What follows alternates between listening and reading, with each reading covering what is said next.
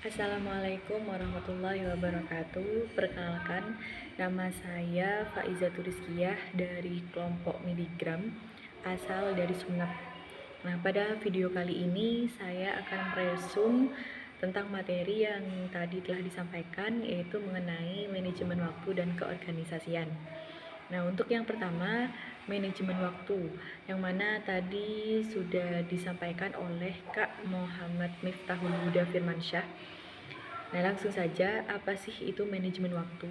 Nah, manajemen waktu itu merupakan suatu proses merencanakan, mengontrol, dan menggunakan waktu semaksimal mungkin dan sebaik mungkin untuk menyelesaikan tugas tertentu. Nah, apa sih pentingnya kita untuk memanajemen waktu? Sangat penting ya, karena dengan memanajemen waktu yang baik dapat membantu kita mengelola dan memanfaatkan waktu sehingga pekerjaan yang dilakukan lebih terarah karena sudah ada jadwal waktu yang menjadi patokannya gitu. Nah, kemudian apa saja tips-tips atau cara untuk menerapkan waktu yang tepat gitu. Yang pertama, kita membuat sebuah perencanaan. Kemudian yang kedua, memaksimalkan task dengan skala prioritas. Artinya apa? Kita harus pandai membagi tugas dalam skala prioritas.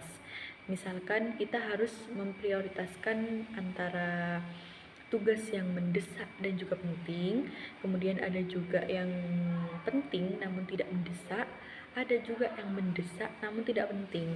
Nah, ada juga nih tugas yang tidak mendesak tapi tidak penting juga. Jadi kita harus tahu tugas mana yang harus kita prioritaskan terlebih dahulu gitu ya. Kemudian selanjutnya yaitu ikut prinsip 2 menit rule dari buku Atomic Habits. Kemudian kita harus membuat batasan waktu untuk setiap tugas. Jadi setiap tugas itu harus ada deadline-nya masing-masing supaya waktu yang kita punya tidak terbuang sia-sia gitu. Kemudian kita harus menghindari yang namanya multitasking.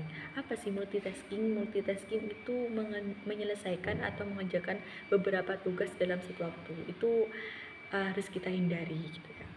Kemudian yang terakhir, kita harus menghindari adanya distraksi dan kita harus berani mengatakan tidak. Maksudnya gimana? Jika misalkan kita ada tawaran untuk jadi panitia nih, nah kita harus berani mengatakan tidak jika tawaran itu tidak sesuai dengan prioritas kita gitu ya.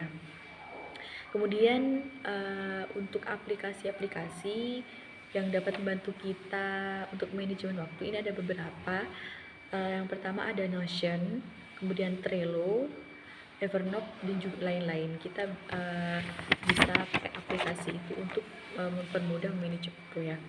Kemudian untuk materi yang kedua yaitu tentang keorganisasian yang tadi telah disampaikan oleh Kak Deden Nur Ekabdi ya, yang mana arti organisasi itu merupakan sebuah kelompok 2 orang atau lebih yang memiliki tujuan yang sama. Nah, artinya apa? Tujuan itu adanya visi dan misi. Nah, itulah visi dan misi ini dimiliki oleh seorang pemimpin. Untuk bentuk-bentuk organisasi itu apa saja sih? Ada 4 ya.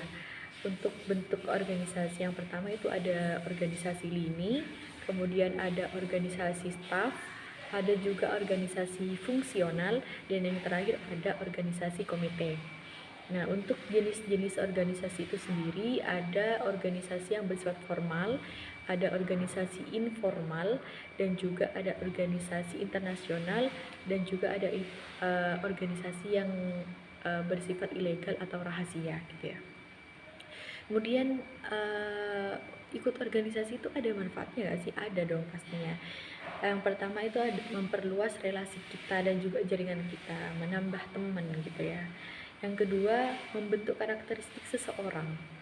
Yang ketiga, memberikan kita kesempatan untuk mempelajari soft skill kita seperti kepemimpinan, terus teamwork atau kerjasama tim, dan juga komunikasi ya. Untuk contoh-contoh organisasi di Fakultas Teknik itu ada sekitar 6 ya. Di antaranya ada Himatif, ada Himasi, Himatro, HMTI, Himameka, dan HMM gitu. Itu organisasi-organisasi yang ada di Fakultas Teknik. Mungkin itu untuk resume kali ini mengenai materi manajemen waktu dan keorganisasian. Kurang lebihnya mohon maaf. Wassalamualaikum warahmatullahi wabarakatuh.